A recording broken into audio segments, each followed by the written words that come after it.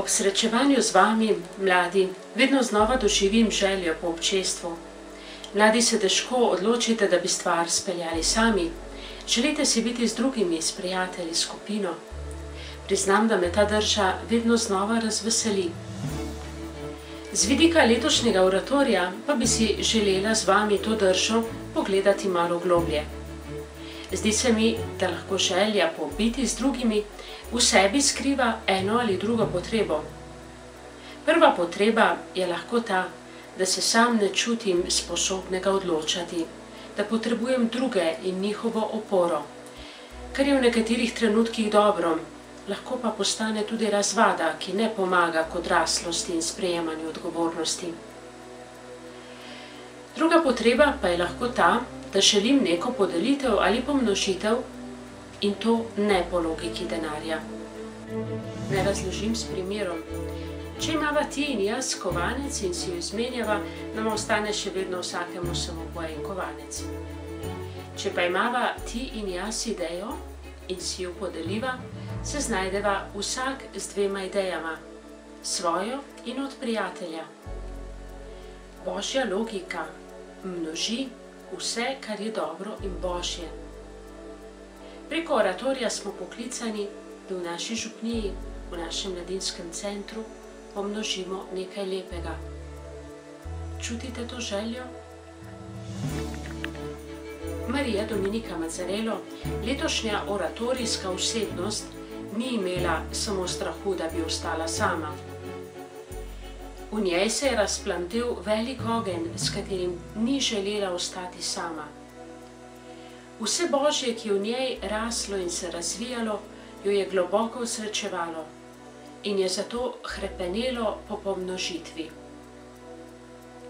Tu je bil biser njenega hrepenenja po občestvu. Zato občestvo je brez pričakovanj in brez merjenja delala vedno znova prve korake.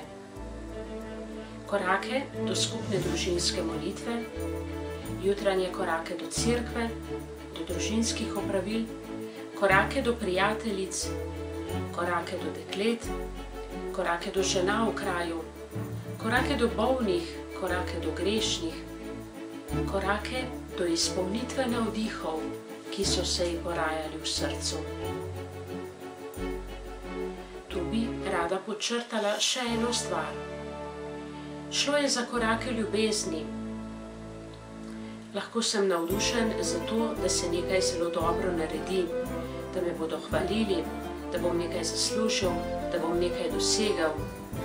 Skratka, z nečim se mi bo povrnilo, z denarjem, s pohvalo, s častjo. Lahko pa delam, ker me vodi ljubezen. V tej ljubezni, bi rekel veliki Jezusov prijatelj sveti Pavel, pa ni strahu.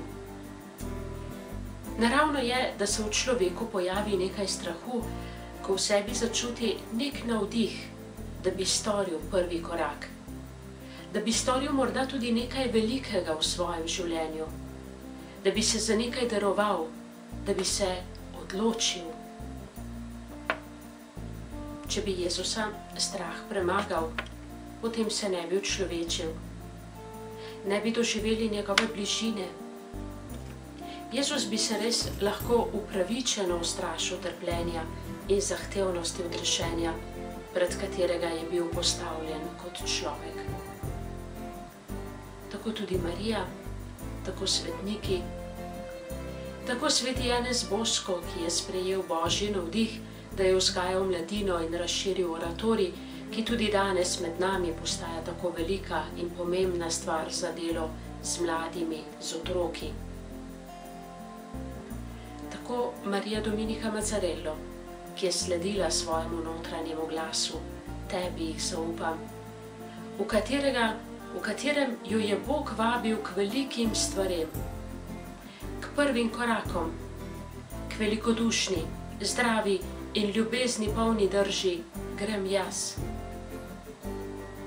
Za občestvo, za velike stvari, za pomnožitev Božjega v današnjem svetu, v mojem kraju, v župniji, v naši animatorski skupini, med prijatelji, v domači družini, so potrebni prvi koraki. Koraki mladih, ki jih vodi Božji glas. Koraki mladih, ki jih vodi velikodušnost in ljubezen. Koraki mladih, ki jih ni strah. Skratka, koraki mladih, ki ne zatisnejo ušes pred Božjim glasom. Dragi mladi animatorji, ne bojte se poslušati, kar vam Gospod govori v globini vašega srca. To vas bo osrečilo. To vas bo naredilo ljubeče in velikodušne za prve korake.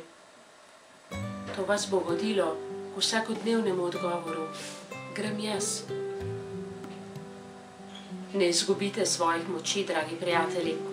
Naj vas letošnja izkušnja oratorija naredi pomnožene, bolj Božje.